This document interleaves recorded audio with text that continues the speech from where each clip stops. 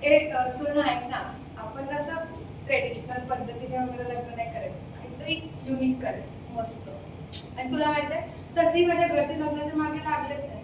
म्हणजे मुलीच्या जातीने जे समोर येईल त्याला लगेच हो म्हणायचं. आता मला सांग, समोर येणारा प्रत्येक काही चांगलाच असेल हे कशावरून? ते काय नाही, आपण आपल्याला हवं तसंच लग्न करायचं मस्त.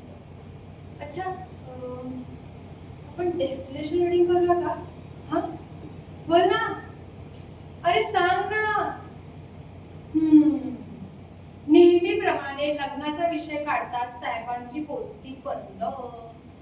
अरे काही प्लॅन्स, काही स्वप्न आहेत की नाही? अरे मी जेवढे माझ्या करिअरसाठी स्वप्न नाही बघितले ना, तेवढे आपल्या लग्नासाठी बघितले. तुला माहित आहे, एकदा ना 9वीत असताना मला टीचरने विचारलं की बेटा रीना, आपको बड़े हो के क्या बनना है? मी पुढचा मागचा काहीही विचार न करता अगदी 2 सेकंदात उत्तर दिलं, टीचर मुझे शादी करनी है. तुला सांगते, अख्खा क्लास माझ्या बसला होता. आणि घरी आल्यावर जे महाभारत घडलं ते वेगळं. ना एकादशी ना सणवार, तरी मला अख्खा दिवस उपवास घडला होता. ते काय नाही, तू तुझ्या घरच्यांशी बोल आणि आपल्या दोघांबद्दल सांग.